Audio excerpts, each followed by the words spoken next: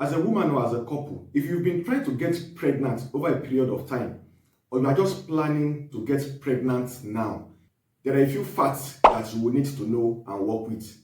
Number one, the best time to get pregnant naturally is during the fertile window in the menstrual cycle of a woman. Number two, the fertile window is determined by when a woman ovulates.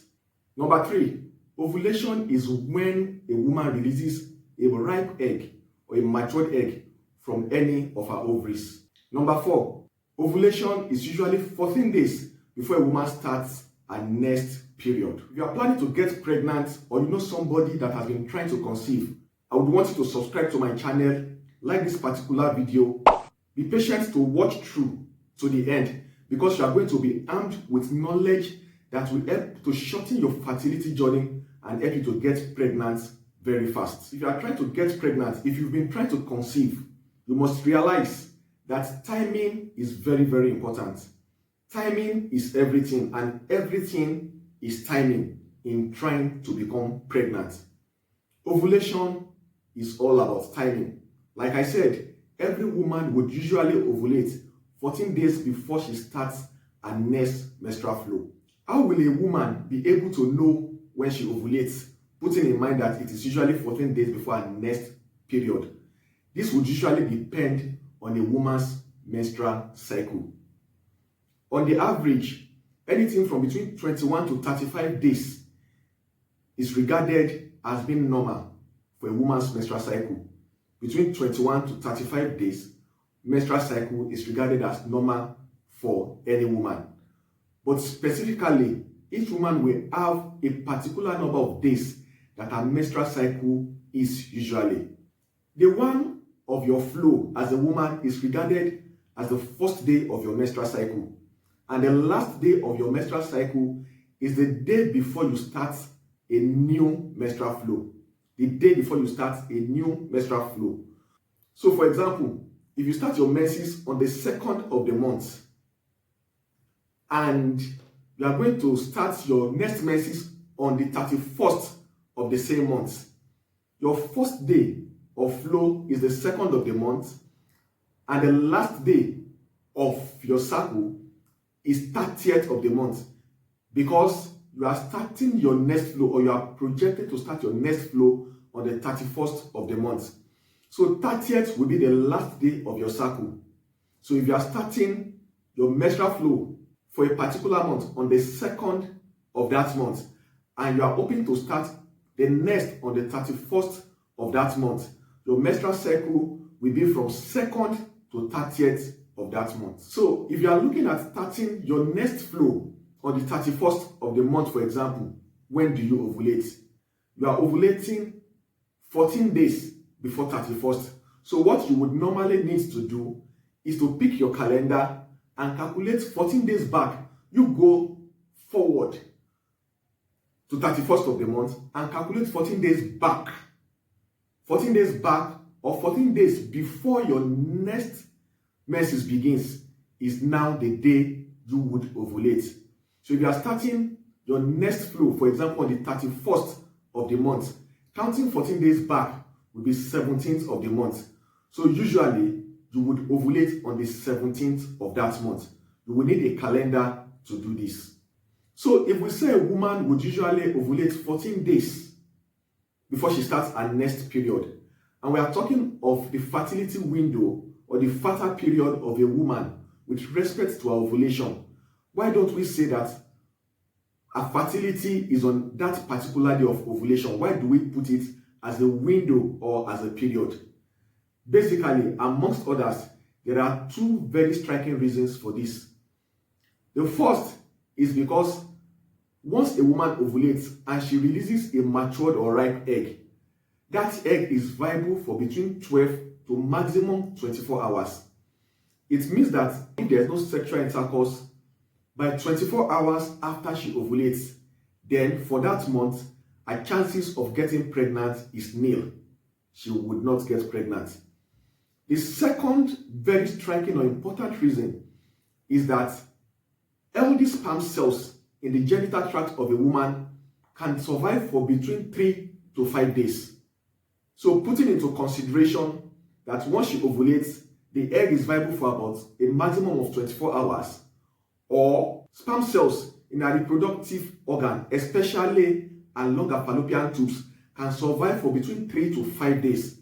This brings about that window that is called the fertility period or fertile period.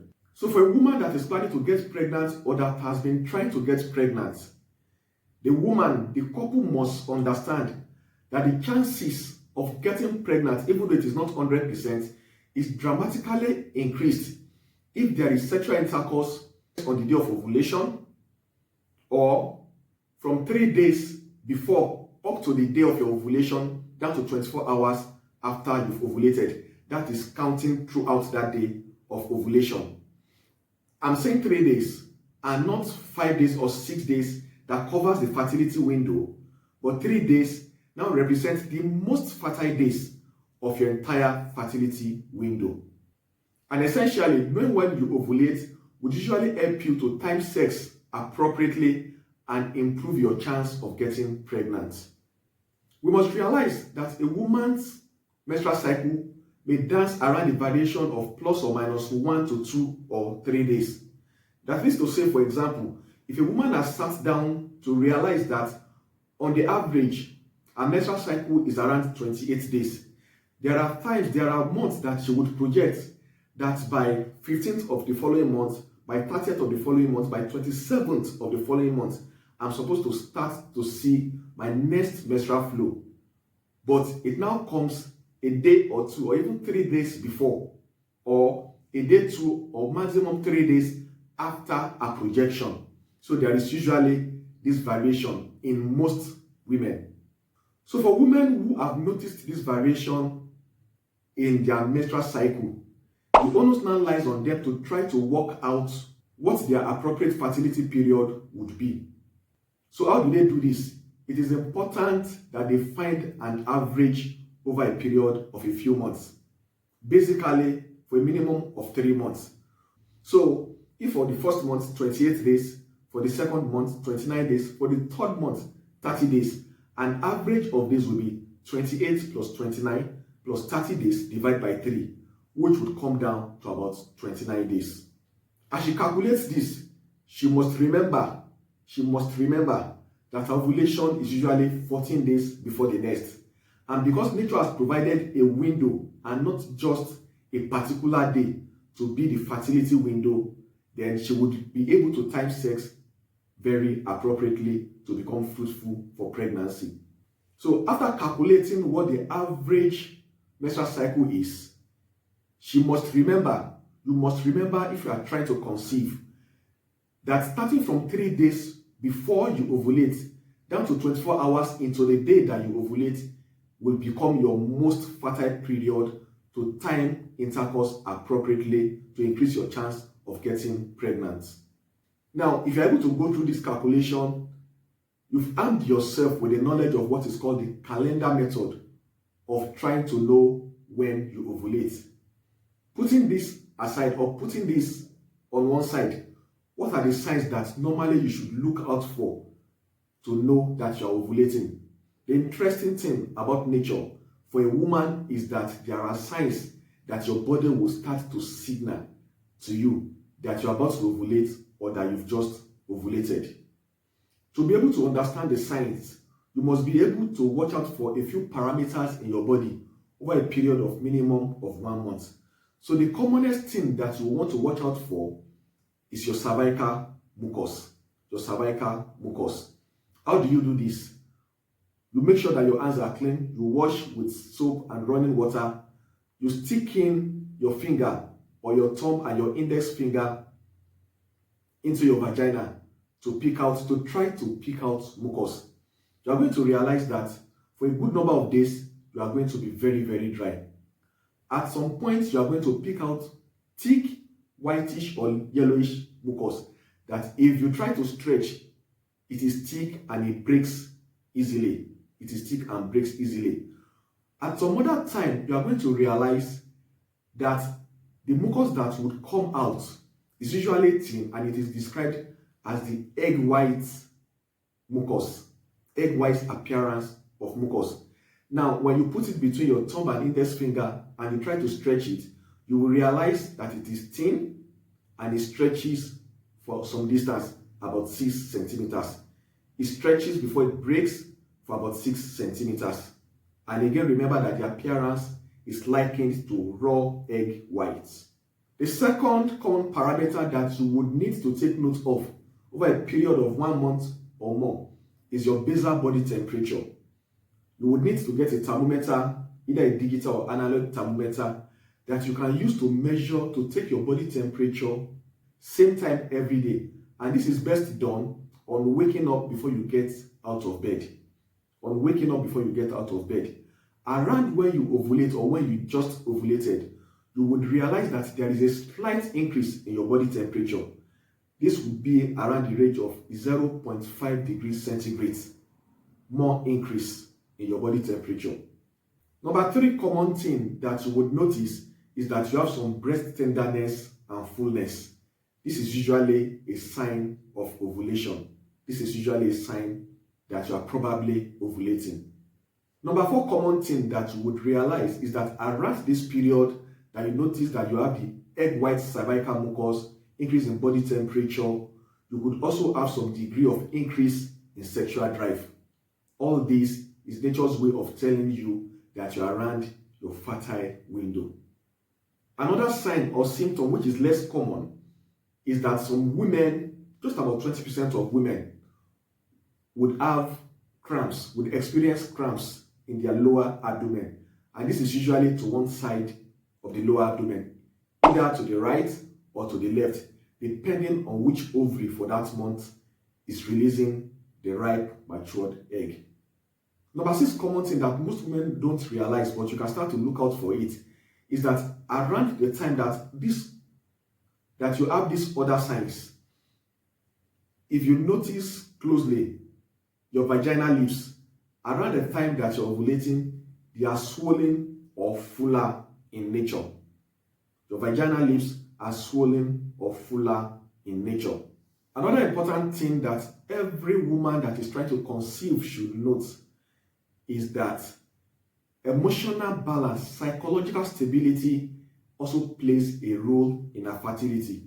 It is very important that you do whatever it is within your power to be emotionally stable, to have some degree or to have an excellent degree of psychological balance. This would help to go a long way in shortening your fertility journey and helping you to get pregnant very fast. And just in case you cannot figure out when you ovulate, probably because you have very, very irregular menses, then the advice would be that the 10 days to 2 weeks in between when you start seeing your period and the next time you start to see another period, you should have regular unprotected sex of about 3 to 4 days in a week. About 3 to 4 days in a week. If that is also very difficult for you to figure out, once you finish your menstrual flow, once you finish your menses, start to have regular unprotected sex on alternate days, about 3 to 4 days in a week. This would help to increase your chances of getting pregnant very quickly. Now, if you are trying to get pregnant and you've gone through all of these processes and it still proves very difficult, when would you need to seek medical attention? When would you need to speak with your gynecologist?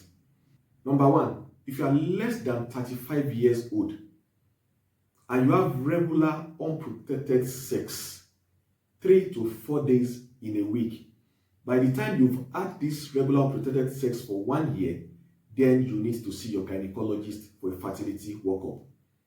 If you're more than 35 years old and you've had regular unprotected sex 3 to 4 days in a week for a minimum of 6 months, then it is time to seek medical help from your gynecologist. So as much as possible, while trying to get pregnant and you put all of these things together, make sure that you have psychological balance, your emotions are not under stress.